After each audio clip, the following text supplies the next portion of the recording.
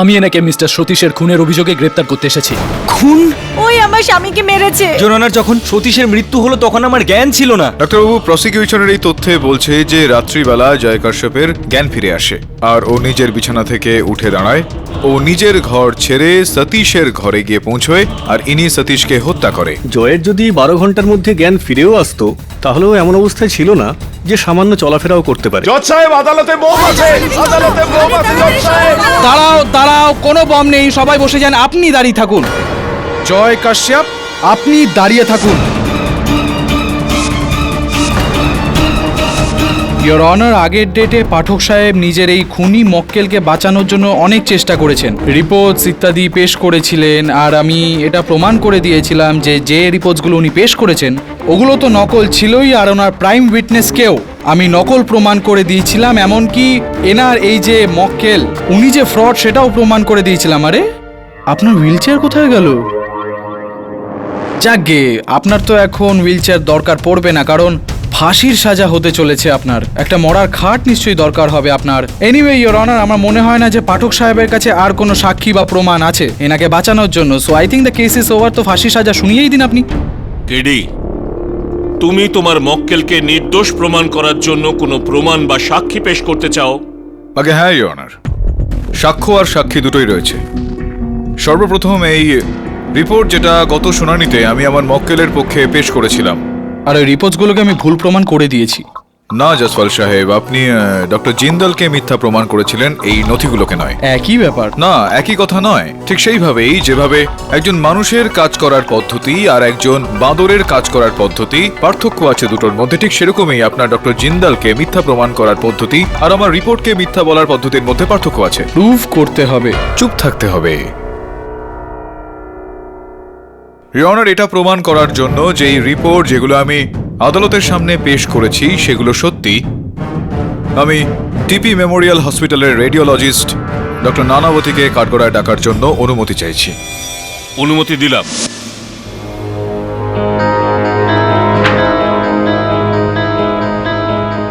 Your honour, অভিযোগ পক্ষ আমার এই নথিকে মিথ্যা প্রমাণ করার জন্য যেন অকারণে বাক্য ব্যয় না করে, এই কারণে বেশ কিছু প্রমাণপত্র আদালতের সামনে রাখতে চাইব। প্রথম প্রমাণপত্রটা থেকে এটা পরিষ্কার হয়ে যায় ইওর অনার যে সাল 1993-এ ডক্টর নানাবতী সর্বশ্রেষ্ঠ রেডিওলজিস্ট হওয়ার একটা সম্মান অর্জন করেন।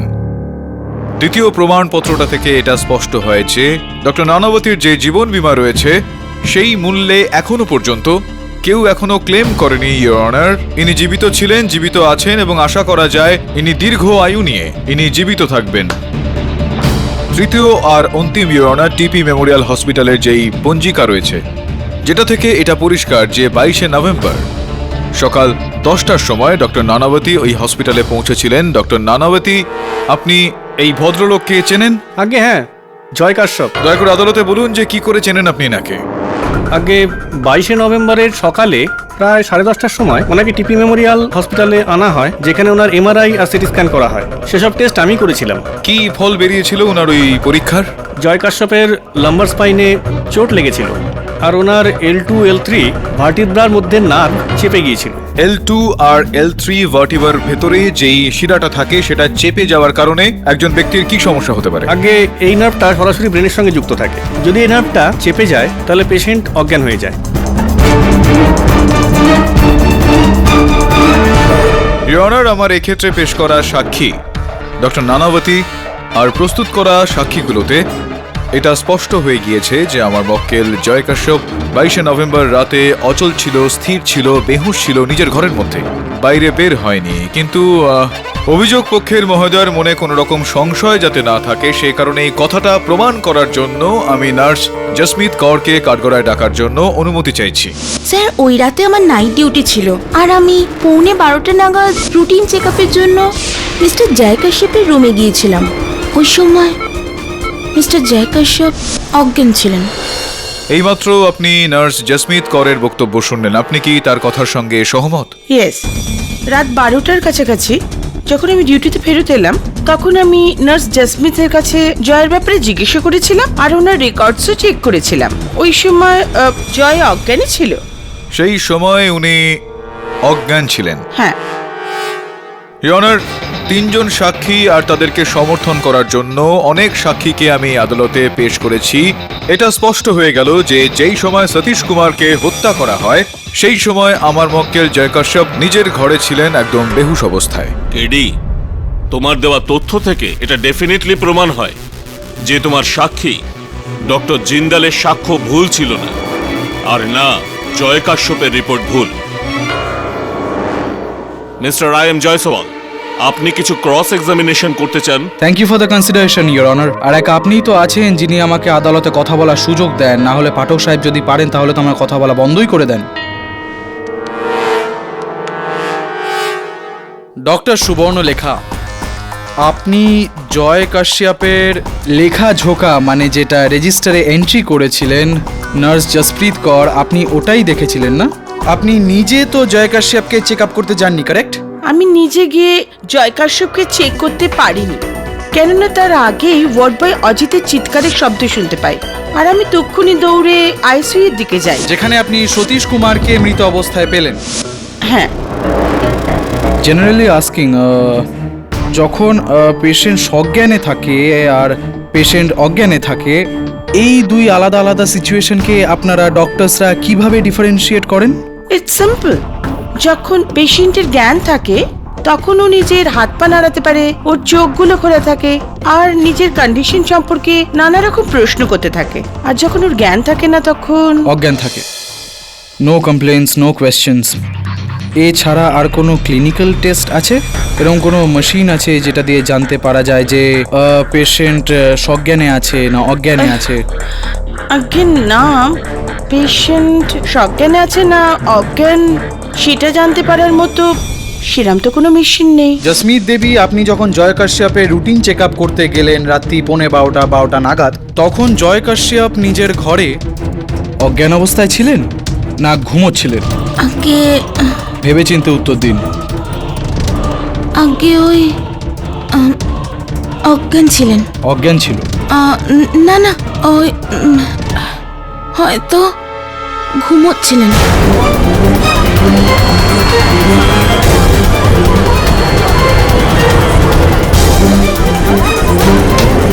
Order, order, silence in the court please. আমি সঠিকভাবে বলতে পারবো না। চলুন, কোনো ব্যাপার না। আমার যে পরের প্রশ্ন ওটা খুব ইজি, ওটা খুব সহজেই উত্তর দিতে পারবেন, পাক্কা উত্তর দিতে পারবেন। যখন আপনি ঘরে গেলেন তখন জয় কাশ্যপের যিনি স্ত্রী ওখানে যিনি বসে আছেন সাবিত্রী দেবী, উনি জেগেছিলেন না ঘুমোচ্ছিলেন? আগে উনি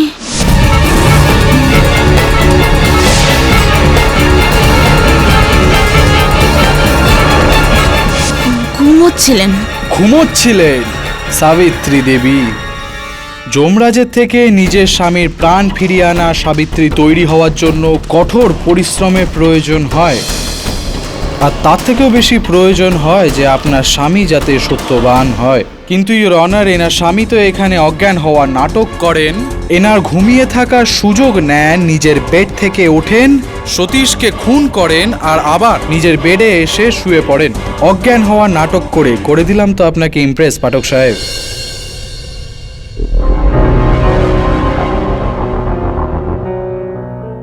জন্মদিন কবে আপনার? না মানে আমার বলার উদ্দেশ্য হলো যে কত বয়স হবে আপনার? কি মনে হয় আপনার? আমার মনে হয় যে বয়স তো আপনার যথেষ্টই হয়েছে, কিন্তু বড় আপনি হননি, সেই কারণে সবসময় বাচ্চাদের মতো কথা বলে যান আপনি। ইওর অনার, জয়সওয়াল বাবু যেটা বলছেন সেটা হতে পারতো, কিন্তু এরকমটা হয়নি। এই কারণেই এইটা হয়নি ইওর অনার, কেননা যখনই রোগীকে হাসপাতালে ভর্তি করা হয় সংকটজনক অবস্থায়, তার হৃদস্পন্দনের উপর পর্যবেক্ষণ করার জন্য একটা হার্ট মনিটর লাগানো হয়ে থাকে, আর ওই হার্ট মনিটরে চেস্ট লিডস বুকের ওপর লাগানো হয় ইওর অনার। আর এটা স্পষ্ট ইওর অনার যে যখন আমার মক্কেল হাসপাতালে ভর্তি হন তখন তার অবস্থাও সংকটজনক ছিল, ইনাকেও হার্ট মনিটর লাগানো হয়েছিল আর চেস্ট লিডস ইনার বুকের ওপর লাগানো হয়। এবার এই হার্ট মনিটরটাই বা কি, চেস্ট লিডসও কাকে বলা হয়, আমি চাইবো যে হাসপাতাল বিশেষজ্ঞ ডক্টর সুবর্ণ লেখা এসে আমাদের পরম বন্ধু জয়সওয়াল সাহেবকে বোঝান। চেস্ট রিলিফ পেশেন্টকে এই কারণেই লাগানো হয় যাতে পেশেন্টের হার্টবিট, পালস, ব্লাড প্রেশারকে পালস অক্সিমিটার মেশিনে মনিটর করতে পারা যায় আর রেকর্ড করে রাখা যায়। সহজভাবে বললে যে রোগীর হৃদয় স্পন্দন হয়ে থাকে, সেটার যে নার্ভ তার যা গতি হয়ে থাকে, সেইটার তথ্য সামগ্রী সেই মেশিনে রেকর্ড হয়ে যায়। ঠিক। এইটা ডক্টর, এইটা আমার মক্কেল জয় কাশ্যপের রিপোর্ট। যবে থেকে ও হাসপাতালে ভর্তি হয়েছে সেই দিন থেকে 23শে নভেম্বর সকালে, কি সময় বলছে, 10:03 সম্ভবত। পুরো বিষয়টা এখানে লেখা রয়েছে। হ্যাঁ, ইওর অনার, জয়সওয়াল সাহেবের বক্তব্য অনুযায়ী আমার মক্কেল জয় কাশ্যপ একজন প্রতারক। উনি বেহুশ হওয়ার ভান করছিলেন, নাটক করছিলেন। যখন উনি নিজের স্ত্রী সাবিত্রী দেবীকে ঘুমোতে দেখলেন তখন উনি সেই সুযোগটার ফায়দা তুললেন আর নিজের বিছানা থেকে উঠে নিজের ঘরের বাইরে গেলেন আর সতীশকে মারলেন। ঘরে ফিরে আসলেন যেখানে সতীশের সঙ্গে উনার হাতাহাতি হয়। উনি সতীশকে হত্যা করলেন আর বাইরে বেরিয়ে এসে ওয়ার্ড বয় অজিতের ওপর আক্রমণ করলেন আর তারপর পালিয়ে নিজের ঘরে পৌঁছে গেলেন আর তারপর বিছানায় আবারও শুয়ে পড়লেন যাতে সবাই এইটা ভাবে যে ও অজ্ঞান রয়েছে। কিন্তু এই রিপোর্ট থেকে পুরোপুরি এটা স্পষ্ট হয় ইওর অনার যে এরকমটা নয়। আমার মক্কেল জয় কাশ্যপ অজ্ঞানী ছিলেন। যেই চেস লিডস এনাকে লাগানো হয়েছিল সেইটার রিপোর্ট আপনার সামনেই রয়েছে ইওর অনার। জয়সওয়াল সাহেব, আপনার আন্দাজ অনুযায়ী কতক্ষণ লাগতে পারে ওনার এই পুরো কাজটা করতে? পাঠক সাহেব, সময় যতক্ষণই লাগুক না কেন আপনি এখন আদালতের সময় নষ্ট করছেন। সময় নষ্ট করছি না জয়সওয়াল সাহেব, এই আদালতকে প্রত্যেকটা মুহূর্তের হিসাব দিচ্ছি। বলুন না ঠিক কতটা সময় লাগতে পারে? 15 মিনিট। 15 minute your honour. যদি কোনো রোগী 15 মিনিট ধরে নিজের বিছানা ছেড়ে নিজের ঘর ছেড়ে যেতে চায় তাহলে এটা আবশ্যক তার জন্য যে উনি বুকের থেকে হার্ট মনিটর যে লিডস বার করে দেবে। আমি কি ঠিক কথা বলছি ডক্টর? এরকম না করলে রোগী বিছানা ছেড়ে বেরোতে পারে না।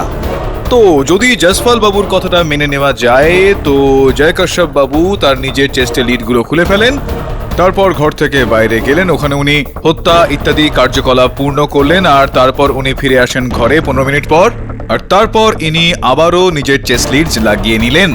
যদি এরকমটা হতো ইওর অনার তো হার্ট মনিটরে ইনার হৃদস্পন্দন যেটা রেকর্ড করা হয়েছে তাতে একটা বিঘ্ন ঘটতো, কিন্তু রেকর্ডিংটা দেখলে এটা স্পষ্ট জানতে পারা যাচ্ছে যে ইনার হৃদস্পন্দনের গতিতে কোনো রকম বিঘ্ন নেই। তো আমি অনুরোধ করব জয়সওয়াল সাহেবকে উনি এখানে আসুন আর আমাদের বলুন যে তাহলে কার হৃদস্পন্দনের রেকর্ডটা ওই মেশিনে রয়েছে। ইওর অনার, পাঠক সাহেব যেরকমটা বলছেন ওরকমটা হতে পারতো যদি ফরেন্সিক রিপোর্ট না থাকতো। তো কারণ ফরেন্সিক রিপোর্ট অনুযায়ী জয় কাশ্যপ সতীশ কুমারের ঘরে যান আর যদি নাই গিয়ে থাকেন, যদি অচলই হন, তাহলে ওনার ফিঙ্গারপ্রিন্টস আর ফুটপ্রিন্টস কি নিজে নিজে গেছে? ইওর অনার, যদি পাঠক সাহেব ভুল না হন তাহলে আমি যেটা বললাম ওটাও তো ঠিকই। কি বসে গেলেন পাঠক সাহেব? আপনি বসে গেলে এই কেসটাও বসে যাবে আর ইনি উঠে যাবেন পৃথিবী থেকে। কারণ ফরেন্সিক রিপোর্ট অনুযায়ী জয় কাশ্যপ সতীশ কুমারের ঘরে যান আর যদি নাই গিয়ে থাকেন, যদি অচলই হন, তাহলে ওনার ফিঙ্গারপ্রিন্টস আর ফুটপ্রিন্টস কি নিজে নিজে গেছে?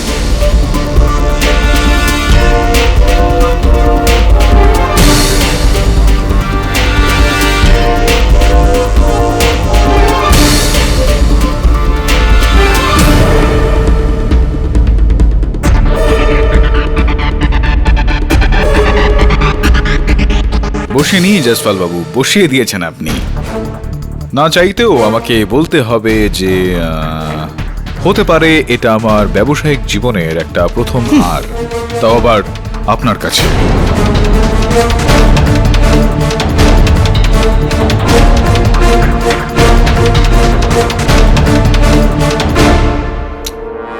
এই দিনটা তো আসারই কথা ছিল। এই দিনটাকে মনে রাখার জন্য আপনি যদি দয়া করে আপনার স্বাক্ষর, আপনার অটোগ্রাফ দেন তো বেশ ভালো লাগবে আমার। এই নিন। আপনার জন্য এইটুকু তো করতেই পারি। ধন্যবাদ। With love. দাঁড়ান, এক মিনিট। কয়েকটা প্রশ্ন যদি করি আপনাকে, আপনি নিশ্চয়ই আপত্তি করবেন না, যখন জিতেই গেছেন আপনি। হ্যাঁ, মানে জেনারেলি। হ্যাঁ, তো এখন এই যে কলমটা আপনার হাতে রয়েছে এখানে স্বাক্ষর করার জন্য আপনাকে এই কলমটাকে খুলতে হয়েছে। Of course, common sense. তো কলমের মধ্যেও আপনার আঙুলের ছাপ রয়েছে, আর ওই ঢাকনাটাতেও আপনার আঙুলের ছাপ রয়েছে। হ্যাঁ, তো এইভাবেই যদি জয় কাশ্যপকে সতীশ কুমারকে হত্যা করতে হতো আইসিইউতে, তাহলে যাওয়ার জন্য ওই দরজাটা খুলতে হতো আইসিইউ এর। তো দরজার ওই নবে ওনার আঙুলের ছাপ নিশ্চয়ই থাকতো। নেই ওখানে, আইসিইউ এর দরজার নবে ইনার আঙুলের ছাপ নেই, ঠিক যেরকম ভাবে এই কলমে আপনার আঙুলের ছাপটা রয়েছে। বুঝতে পারলেন আপনি, নাকি আরো একবার বোঝাবো? ইওর অনার, আমার এটা বলার তাৎপর্য এই যে কক্ষের ভেতরে কয়েকটা বস্তুতে জয় কাশ্যপ বাবুর আঙুলের ছাপ পাওয়া গিয়েছে, কিন্তু আইসিইউ এর মূল দরজাতে ইনার আঙুলের ছাপ পাওয়া যায়নি। আর এই কেসটাতে হত্যার অস্ত্র যেটা রয়েছে, লাইফ সাপোর্ট সিস্টেম, সেইটার উপরেও ইনার আঙুলের ছাপ নেই। ইওর অনার, ঠিক যেভাবে আঙুলের ছাপ থাকার কারণে কোনো ব্যক্তি দোষী সাব্যস্ত হয়, ঠিক সেভাবেই আঙুলের ছাপ না থাকলে ব্যক্তি নির্দোষ প্রমাণিত হয়। আমার পুরো বিশ্বাস রয়েছে ইওর অনার, যে সমস্ত জিনিসে জয় কাশ্যপ বাবুর আঙুলের ছাপ পাওয়া গিয়েছিল, ওই বস্তুগুলো দিয়ে আসল হত্যাকারী সেই রকম পরিকল্পনা করে। এই সময় তো আমি ঠিক জানি না ইওর অনার, যে আসল হত্যাকারী ঠিক কে।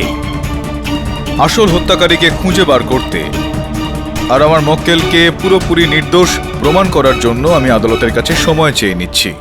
Permission granted. স্যার, জয়ের ফিঙ্গারপ্রিন্ট স্যালাইন ওয়াটার আর অক্সিজেন মাস্কে পাওয়া গেছে। চাদরে রক্তের দাগ পাওয়া গেছে। মানছি যে আইসিইউ এর দরজায় আর লাইফ সাপোর্ট সিস্টেমে ওর ফিঙ্গারপ্রিন্টস পাওয়া যায়নি, কিন্তু কত নার্স আর ডাক্তার আইসিইউ এর ভেতরে এসেছে আর গেছে। হতে পারে যে জয়ের ফিঙ্গারপ্রিন্টস মুছে গেছে। তো তাহলে স্টাফ আর ভিজিটার্সদের আইসিইউ রুম নাম্বার 3 এর সঙ্গে কোন রকম সম্পর্ক না থাকে, তো এটা খোঁজ নিয়ে বলুন যে 22শে নভেম্বর আর কতজন রোগী ওই হাসপাতালে ভর্তি হয়েছিল। কিন্তু স্যার, হসপিটালের স্টাফ বা হসপিটালের পেশেন্টদের জয়ের সাথে কি শত্রুতা হতে পারে? এটাই তো খোঁজ নিতে হবে।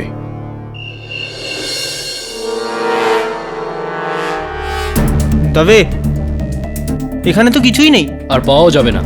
আমার পুরো তদন্ত করা হয়ে গেছে, ওই সমস্ত এভিডেন্স কোর্টে জমাও করে দিয়েছে। কে জানে কেডি আমার যোগ্যতার উপর সন্দেহ কেন করে? এরকম নয় দাবে। তাহলে কি তুই বল, তোর মনে হয় না যে জয় কাশ্যপই খুনি? হ্যাঁ, আমারও এরকম মনে হয়, কিন্তু তাহলে কেডি স্যার আমাদের বিশেষ প্রমাণ খুঁজতে পাঠিয়েছেন না। যেটা চাই কম করে সেটা বলা তো উচিত। এত বড় হসপিটালে আমরা কি খুঁজছি সেটা আমরা জানিই না। খুঁজলে জানতে পারা যাবে। চলো চল খুঁজি।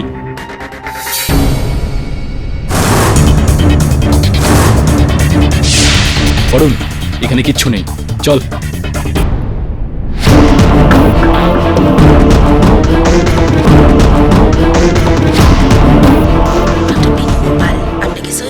সবাইকে চেক করে ছাড়বে।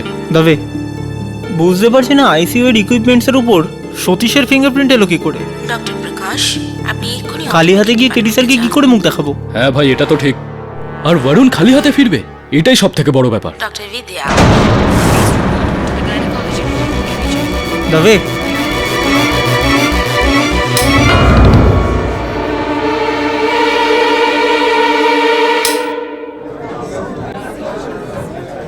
Dr. Vidya, please report to the gynecology ward immediately. দাবে, আমাদের বিদ্যুৎ কক্ষটা চেক করতে হবে। বিদ্যুৎ কক্ষ?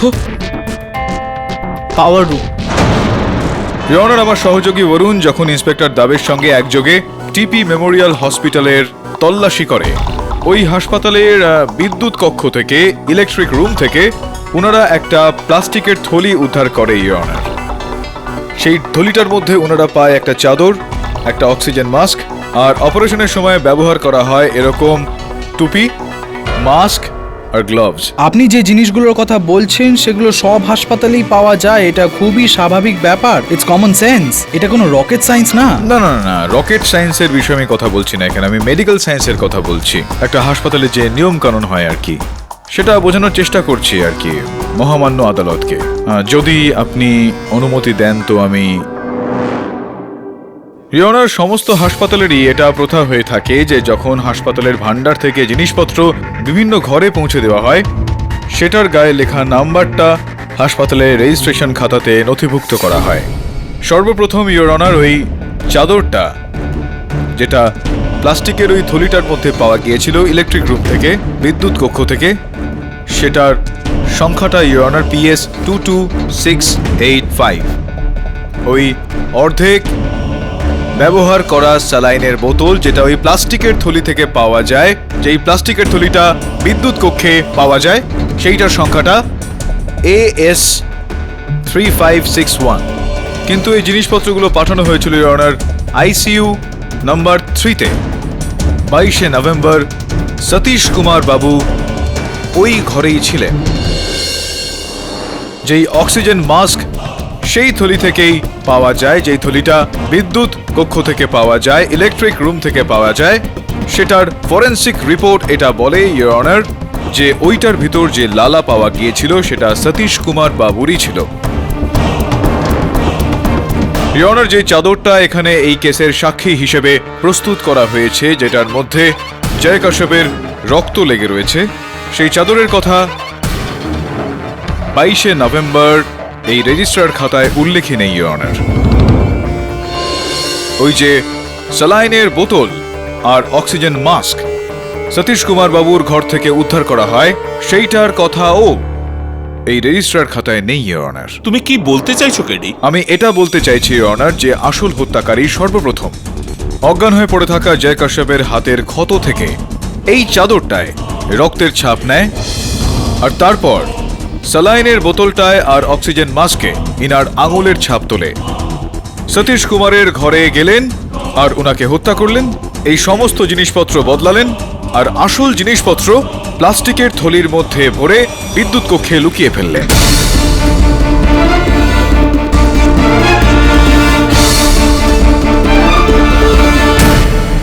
পাঠক সাহেব, আপনি অনেক সিনিয়র, ছোট মুখ বড় কথা বলতে চলেছি। এই আদালত আসলে পসিবিলিটিজের ওপর না, রিয়ালিটির ওপর ডিসিশন নেয়, আর রিয়ালিটি তো এটাই যে জয় কাশ্যপই খুন করেছেন। জয়সওয়াল সাহেব, যখন আপনি স্বীকার করে নেন যে আপনার ছোট মুখ, তখন বড় বড় কথা বলেন কেন? এই সমস্ত কিছুই ইনার মনের ভুল ইওর অনার। বাস্তবটা তো হলো এই ইওর অনার যে অপারেশনের সময় ব্যবহৃত ওই সমস্ত টুপি আর মাস্ক আমরা ওই প্লাস্টিকের থলিতে পাওয়া যায়, যে প্লাস্টিকের থলিটা বিদ্যুৎ কক্ষে পাওয়া যায়, আর সেটার ওপর যেই শুকিয়ে যাওয়া ঘাম লেগেছিল ইওর অনার, সেটার পরীক্ষা করার পর এটা জানতে পারা যায় যে ওই ঘামটা না তো জয় কাশ্যপের ছিল, না তো সতীশ কুমারের ছিল, আর না তো ওই হাসপাতালের অন্য কোনো কর্মচারীর। কে করেছিল পাঠক সাহেব, নামটা বলে দিন না, তাহলে কেসটা শেষ হয়ে যাবে আর আপনি জিতে যাবেন আর আমি হেরে যাব। হ্যাঁ, উত্তর দেব, তবে তার আগে আপনার প্রত্যক্ষদর্শী সাক্ষী ওয়ার্ড বয় অজিতকে যদি আমি কয়েকটা প্রশ্ন করি, আপনার নিশ্চয়ই কোনো আপত্তি থাকবে না? আপনাকে কে থামাতে পারে? ভালো আর সত্যিকে কেউ কখনো আটকাতে পারে না জয়সওয়াল বাবু। লেটস প্রুভ ইট। কি অজিত বাবু, কি হয়েছিল ওই দিন? আঘাত ফাঘাত লেগেছিল আপনার, কিছু দেখেছিলেন আপনি সেদিন? একটু মনে করার চেষ্টা করুন। আমি দেখলাম যে এই জয় ওই সতীশ বাবুর লাইফ সাপোর্ট সিস্টেম অফ করে ওকে মেরে দেয় সাহেব, আর তারপরে আইসিইউ থেকে বেরিয়ে পালাচ্ছিল। আচ্ছা, তো লাইফ সাপোর্ট সিস্টেম অফ করে দেওয়া হয়, তো লাইফ সাপোর্ট সিস্টেমে ইনার আঙুলের ছাপটা কেন নেই সেটা একটু বলতে পারবেন আপনি আমাদের? না, কোনো ব্যাপার না, এই প্রশ্নের উত্তরটা তো আমাদের IM জয়সওয়াল সাহেবের কাছেও নেই। যাই হোক, হ্যাঁ বলুন যে তারপর কি হলো? তারপর উনি ওই লাইফ সাপোর্ট সিস্টেমটা বন্ধ করলেন আর ওনার আঙুলের ছাপ সেখানে আসলো না কোনো কারণবশত, আর তারপরে আপনি ওর পিছনে দৌড়ালাম ওকে আটকানোর জন্য, কিন্তু আমাকে একটা ঘুষি মারে আর পালিয়ে যায় ওখান থেকে। আচ্ছা, পালিয়ে গেলেন। তো কোন হাত দিয়ে মেরেছিলেন? এদিকে মেরেছিলেন সাহেব, রাইট হ্যান্ড দিয়ে। রাইট হ্যান্ড দিয়ে? যেই হাতে ওনার প্লাস্টার করা আছে সেই হাত দিয়ে মেরেছিলেন? স্যার ঠিক সঠিকভাবে বললে মনে নেই, হয়তো বাঁ হাতে মেরেছিল। আচ্ছা, ডান হাত দিয়ে উনি মারেননি, বাঁ হাত দিয়ে মেরেছিলেন। এই যে আঘাত আপনি পেয়েছেন, দেখি এটা।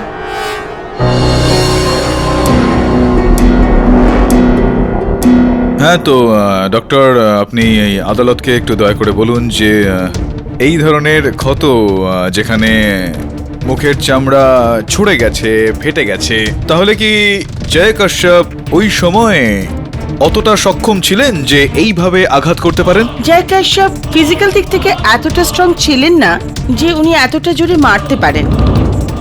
কিন্তু ইনার যেরকম ক্ষতটা আপনি দেখুন, যেভাবে ওনার চামড়া ছড়ে গিয়েছে, ফেটে গিয়েছে, শুধু একটা ঘুষি মারলে এই ধরনের ক্ষত হতে পারে কি? আগে না স্যার, আমার মনে হচ্ছে এই ক্ষতটা দেখে কোনো অস্ত্রের ব্যবহার করা হয়েছিল। হতে পারে যে স্যার যদি কোনো রিং টিং পরা থাকে তো। হ্যাঁ, হাতে যদি কোনো আংটি পরা থাকে, কিন্তু হাসপাতালের এটা একটা নিয়ম হয় না যে সিটি স্ক্যান বা এমআরআই বা এ ধরনের কিছু করার আগে রোগীর সমস্ত অলংকার খুলে নেওয়া হয়? হ্যাঁ স্যার, সেরকমটা তো করা হয়েই থাকে। আর জয়েরও সমস্ত অর্নামেন্টস খুলে নেওয়াই হয়েছিল।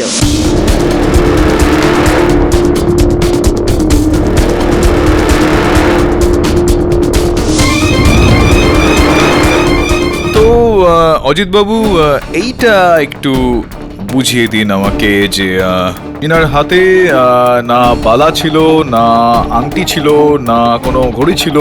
তো এই ধরনের ক্ষত আপনার মুখে কিভাবে হলো? কি হলো মানে কোনো কিছু মাথায় আসছে না, হঠাৎ কোনো কিছু মনে পড়ছে না আপনার? আপনার কপালে এবার আমি বিন্দু বিন্দু ঘাম দেখতে পাচ্ছি। হামেশাই এরকমটা হয়ে থাকে অজিতবাবু এই কাঠগড়ায়, যখন কারোর মিথ্যে কথাটা ধরা পড়ে যায় তো এরকম ভাবেই কপালে ঘাম জমতে শুরু করে। চলুন, আপনার ওই মাথার ঘামটা আপনি পরে মুছবেন, তার আগে বলুন যে সত্যিটা কি। এখানে দাঁড়িয়ে থাকা ইন্সপেক্টর দাবের কাছে পদ্ধতি রয়েছে সত্যি কথা বলিয়ে নেওয়ার। বলবেন কি আপনি? বলুন। ক্ষমা করে দিন সাহেব, আমি চাপে পড়ে গিয়ে মিথ্যে সাক্ষী দিয়েছিলাম।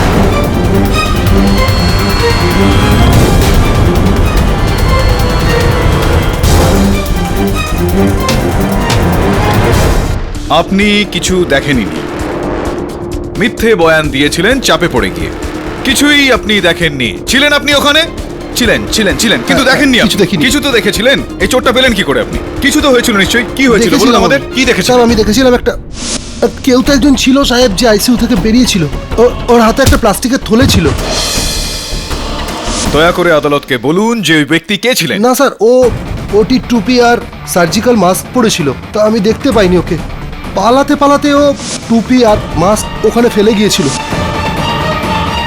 তো এখনো পর্যন্ত যা গল্প দাঁড়ালো তা আপনার এই যাবতীয় কাজকর্ম যা এতক্ষণ আপনি করেছিলেন, এই যে মিথ্যে অভিযোগ আপনি এনেছিলেন জয় সাহেবের ওপর, এইটা কারোর চাপে পড়ে আপনি করেছিলেন। আপনাকে এটাই বলতে হবে যে কার চাপে পড়ে আপনি এটা করেছিলেন। সাহেব, আমার সাথে এক অন্য ওয়ার্ড বয় ছিল টিপি মেমোরিয়ালে, যুগল নামে। ওই চাপ দিয়েছিল সাহেব। তো এই কিরকম ভাবে আর কেন যুগলবাবু আপনার উপর এই চাপটা দিলেন? হয়েছিল কি সাহেব, হসপিটালের স্টোর রুমে আমাকে চুরি করতে হাতে নাতে ধরে ফেলেছিল ও। আচ্ছা, তুই চুরি করছিলি? তুই দাঁড়া, আমি তোর কমপ্লেন করছি। না যুগলদা, দেখো, আমি তোমার কাজে আসতে পারি। আমি কখনো না কখনো তোমার উপকার করব। ঠিক আছে,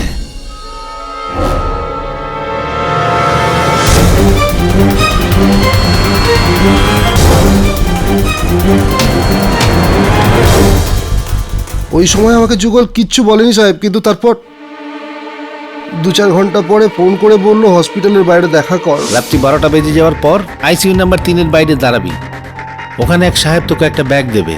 ওই ব্যাগ নিয়ে তোর নিজের স্টাইলে হাসপাতাল থেকে বাইরে বার করে দিবি। আর তারপরে বলবি বেড নাম্বার 27-এর পেশেন্ট জয় কাশ্যপকে সতীশ কুমারকে মারতে দেখেছিস। আরে বাপরে, হসপিটালে মার্ডার! যুগল দাদা, আমি এটা করতে পারবো না। ভেবে দেখ, যদি আমি কমপ্লেন করে দিই না, তুই তো জেলে যাবেই, চাকরিও চলে যাবে তার সাথে। আর তোর বাচ্চা চৌরাস্তার সিগনালে দাঁড়িয়ে ভিক্ষে করবে। সেটা ভালো লাগবে? ভেবে দেখ। যাবো আমি?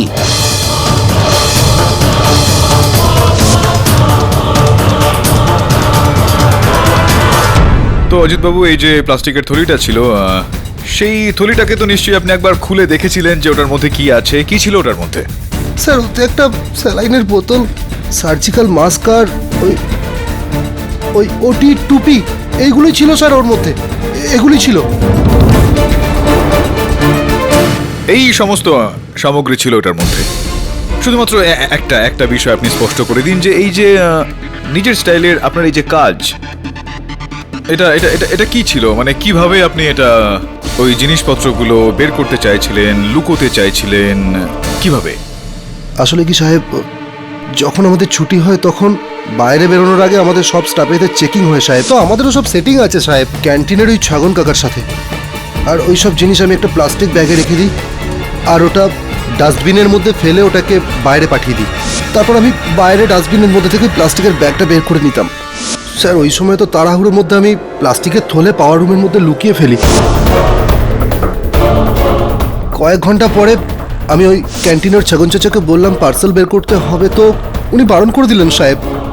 বললেন হসপিটালে মার্ডার হয়েছে। এখন আমি এসব কিচ্ছু করতে পারি না, কেননা পুলিশ ঘিরে রয়েছে চারিদিকে।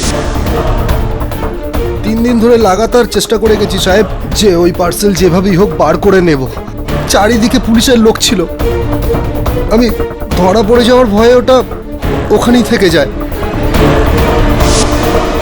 ইওর অনার, যেই প্লাস্টিকের থলিটার এইমাত্র অজিতবাবু বর্ণনা করলেন, সেটা ওই প্লাস্টিকের থলিটাই যেটা হাসপাতালের ওই বিদ্যুৎ কক্ষ থেকে ইন্সপেক্টর দবে আর আমার সহায়ক বরুণ উদ্ধার করেছিলেন, যেটার ভিতর থেকে এই সমস্ত জিনিসপত্র পাওয়া গিয়েছে।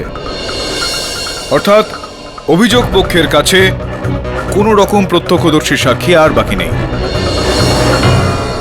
ইনার কথা থেকে আরও একটা বিষয় স্পষ্ট হয়ে যায় ইওর অনার, অন্য কোনো ব্যক্তি ইনাকে প্লাস্টিকের ওই থলিটা দিয়েছিল যেখানে এই সমস্ত সামগ্রী ছিল, আর ওয়ার্ড বয় যুগলের কথা মতো ইনাকে ওই থলিটা হাসপাতাল থেকে উধাও করতে হতো। এবার আমি নিবেদন করব আদালতে যে আপনি পুলিশকে নির্দেশ দিন যেন অজিতকে হেফাজতে নেওয়া হয়, আর যুগলের খোঁজ নিয়ে ওকেও রিমান্ডে নেওয়া হোক, কেননা এখন সত্য পর্যন্ত পৌঁছানোর একটাই উপায় রয়েছে ইওর অনার, ওয়ার্ড বয় যুগল। এই আদালত অজিত কারমারকারকে সত্তর গ্রেপ্তারের হুকুম দিচ্ছে, আর পুলিশকেই পরামর্শ দিচ্ছে যে সত্তর ওয়ার্ড বয় যুগলকে খুঁজে আদালতে পেশ করা হোক।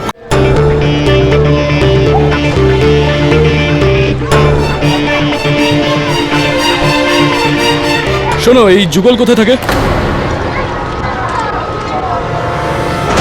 এই!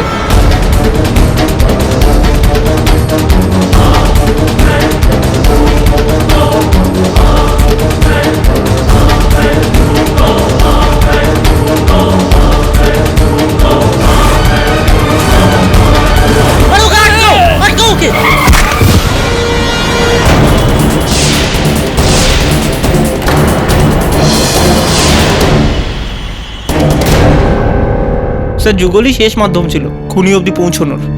এখন সেও মরে গেল। না, মরেনি, মেরে ফেলা হয়েছে। Sir you mean to say? Exactly. প্রশ্ন এখন এটা উঠছে যে কিভাবে খোঁজ নেব যে খুনি কে। আমি তোকে 22শে নভেম্বর ওখানকার পেশেন্ট লিস্ট আনতে বলেছিলাম, এনেছিস তুই? Yes sir, the list is with me. Sir the list is here. Sir ওই ওয়ার্ডে টোটাল 7 জন ছিল, তার মধ্যে 4 জন আগেই অ্যাডমিটেড ছিল। রয়েছেন 3 জন যারা 22শে নভেম্বরই হসপিটালে ভর্তি হয়েছিলেন, অজয় কাশ্যপ, সতীশ কুমার আর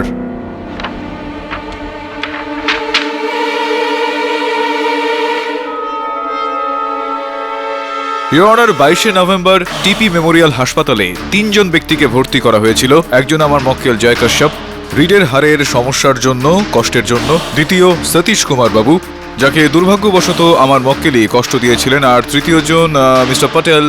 মিস্টার পটেল, আদালতকে দয়া করে এটা বলুন যে আপনার কি সমস্যা হয়েছিল, কেন আপনি ভর্তি হয়েছিলেন টিপি মেমোরিয়াল হসপিটালে? ওই দিন আমার হাতে চোট লেগে গিয়েছিল, রক্ত অনেকটাই বেরিয়েছিল, তো আমাকে হসপিটালে ভর্তি হতে হয়েছিল। Is that a crime? No no, it's not a crime mister Patel. হাসপাতালের রেজিস্ট্রার এটা বলছে যে চিকিৎসা হিসেবে আপনার 3টি সেলাই পড়েছিল। গোটা দিন গোটা রাত আপনি হাসপাতালেই থেকে গেলেন। 23শে নভেম্বর আপনি সকালে ডিসচার্জ নিলেন। ইওর অনার, ওই দিন আমি নিজে একটু বেশি উইক ফিল করছিলাম, তো আমার মনে হলো যে হসপিটালে আরেকদিন রেস্ট করা উচিত। হ্যাঁ, উইকনেস তো আপনার একটু অনুভূত হবেই। আপনি শিরা কেটে ফেলেছিলেন, আপনার শিরা কেটে গিয়েছিল, অনেক রক্ত বেরিয়েছিল আপনার। তাছাড়া আংটি পরার শখ রাখেন আপনি। It's not a crime mister Patel. Nice ring. যুগল ওয়ার্ড বয়কে চেনেন নিশ্চয়ই আপনি? কোন যুগল? টিপি মেমোরিয়াল হসপিটালের ওয়ার্ড বয় যুগল।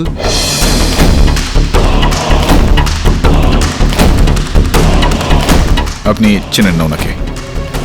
না, একদমই চেনেন না আপনি ওকে? Excuse me.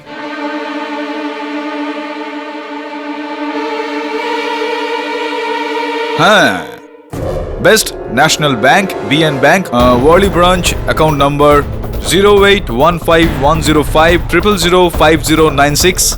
আপনারই তো অ্যাকাউন্ট স্টেটমেন্ট না এটা? এবার এটা দেখুন, এটা যুগল ওয়ার্ড বয় যাকে আপনি চেনেন না, ওর অ্যাকাউন্টে কয়েকদিন আগে আপনি 6 লক্ষ টাকা ডিপোজিট করেছিলেন। এবার বলুন, এটা আপনি যাকে জানেন না, চেনেন না, আপনি তাকে 6 লক্ষ টাকা কেন আপনি দিলেন?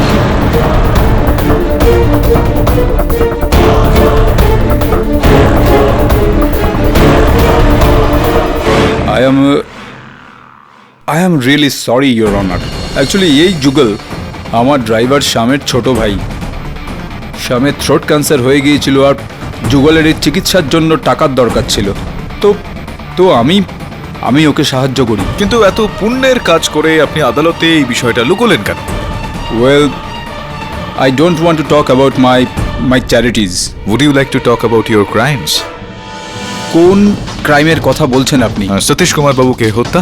আচ্ছা, আমি সতীশ কুমারকে কেন মারবো? কেননা আপনার স্ত্রীর ইলিসিট রিলেশনশিপ, বিবাহ বহির্ভূত অবৈধ সম্পর্ক ছিল সতীশ বাবুর সঙ্গে। আর আপনার বাড়িতে যেই কাজের লোক কাজ করতেন, তিনি আমাদের বলেছেন যে আপনি এই বিষয়টা জানতে পেরেছিলেন আপনি।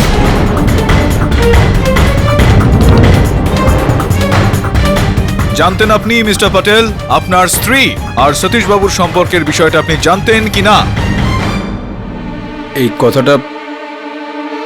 এই কথাটা একদম সত্যি, কিন্তু তার মানে এটা তো নয় যে আমি সতীশ কুমারকে মেরেছি। সতীশ কুমারকে আপনি মেরেছেন কেন সেটা তো আমি বলেই দিয়েছি। কখন, কোথায়, কিভাবে সেটা আমি মহামান্য আদালতকে এখন বলবো। ইওর অনার, গল্পটা অনেকটা এরকম। আমার মক্কেল জয় কাশ্যপ, স্বর্গীয় সতীশ কুমার আর মিস্টার প্যাটেল একই বিল্ডিং এ থাকেন। সূত্র অনুযায়ী মিস্টার প্যাটেল এটা জানতে পেরে গিয়েছিলেন যে ইনার স্ত্রীর সতীশ কুমার বাবুর সঙ্গে একটা সম্পর্ক চলছে বিবাহ বহির্ভূত। সেই সময় তো উনি চুপ ছিলেন, অবকাশের অপেক্ষা করছিলেন তিনি। আর সেই অবকাশ ইনি পেলেন 22শে নভেম্বর সকালে, যখন ইনি সতীশ কুমারকে জয় কাশ্যপের সঙ্গে মারপিট করতে দেখছিলেন। ইওর অনার, ওই মারপিটে সতীশ কুমার বাবু আহত হয়েছিলেন। আর যখন মিস্টার প্যাটেল সতীশ কুমার বাবুকে টিপি মেমোরিয়াল হসপিটালের অ্যাম্বুলেন্সে করে যেতে দেখেছিলেন, সেই সময় উনি ওনার ষড়যন্ত্রটা তৈরি করা শুরু করে দিলেন। ইওর অনার, মিস্টার প্যাটেলই সেই ব্যক্তি যিনি 22শে নভেম্বর রাতে সতীশ কুমারের আইসিইউ রুম নাম্বার 3-তে এই সমস্ত জিনিসপত্র, এই অক্সিজেন মাস্ক, এই স্যালাইন বটলস, এই চাদর, এইসব বদলালেন। মিস্টার প্যাটেলই সেই ব্যক্তি যিনি ওখান থেকে পালিয়ে যান। ওয়ার্ড বয় অজিতকে ইনি ঘুষি মারেন, যেটা ইনার আঙুলে পড়ে থাকা আংটিগুলো প্রমাণ করে যে ইনি সেই ব্যক্তি যিনি ওয়ার্ড বয় অজিতকে ওই প্লাস্টিকের থলিটা দিয়েছিলেন, যেটাতে ওই সব জিনিসগুলো মজুদ ছিল। এটা আমার উপর শুধু অভিযোগ, এর কোনো প্রমাণ নেই আপনার কাছে? প্রমাণ, ইওর অনার।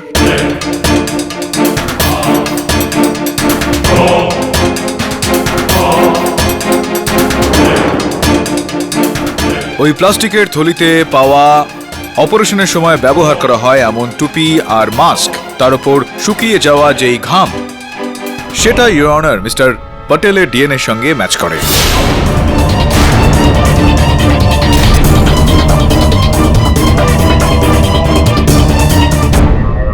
সরি পাঠক সাহেব, sorry to disturb you, but এইটুকু বলে দিন যে এই যে প্যাটেল বাবু আছেন, এনার ডিএনএ স্যাম্পল আপনি কোত্থেকে পেলেন? 22শে নভেম্বর ইনি টিপি মেমোরিয়াল হসপিটালে ভর্তি হয়েছিলেন।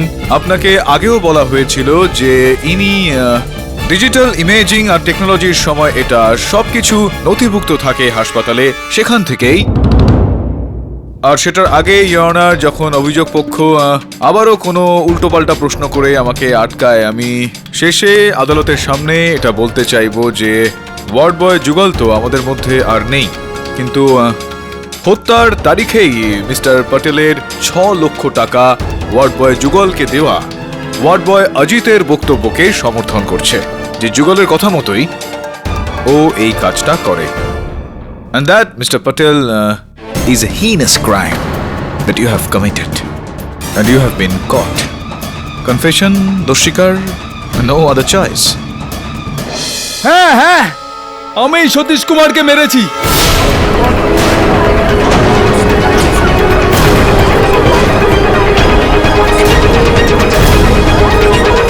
Order, order.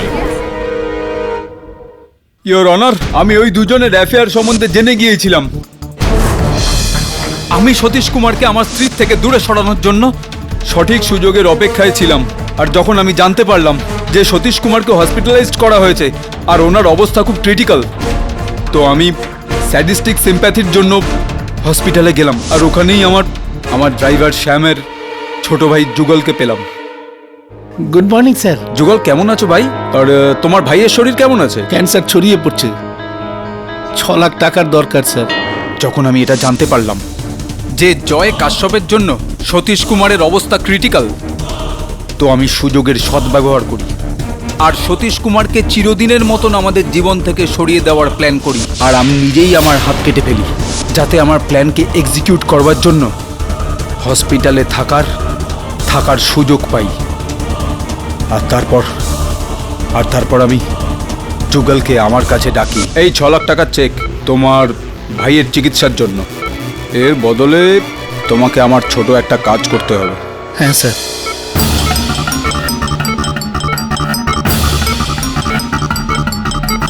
কিন্তু স্যার, আমি প্রত্যক্ষদর্শী সাক্ষী হতে পারবো না। আসলে কি সাহেব, রাত্রে আমার ডিউটি শেষ হয়ে যায়, আমরা দুজনই ফেঁসে যেতে পারি স্যার। সাহেব, ও ওয়ার্ড বয় অজিত, ও আপনার কাজ করে দেবে স্যার। ওকে সব ভালো করে বুঝিয়ে দিও। মেম সাহেব, আপনাকে অ্যাকাউন্টস ডিপার্টমেন্টে ডাকছে। আচ্ছা।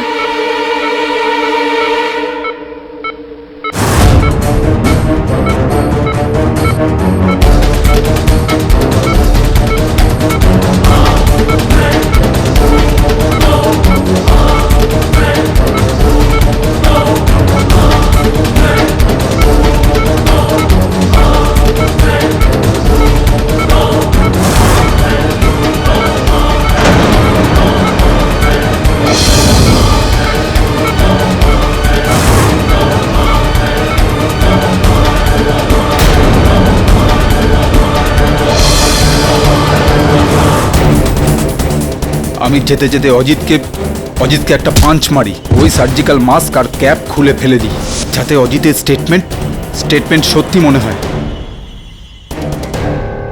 The defence রেস্টস your honour. এই আদালত জয় প্যাটেলকে সতীশ কুমারের হত্যার অভিযোগে দোষী সাব্যস্ত করে যাবজ্জীবন কারাদণ্ড দিচ্ছে, আর জয় কাশ্যপকে সতীশ কুমারের উপর আঘাত করার অপরাধে 1 বছরের সশ্রম কারাদণ্ড দিচ্ছে। The case is closed. আরে জয়সল বাবু, আপনি শেষমেশ বললেন না তো যে আপনার বয়স কত হয়েছে আর জন্মদিনটা কবে আপনার?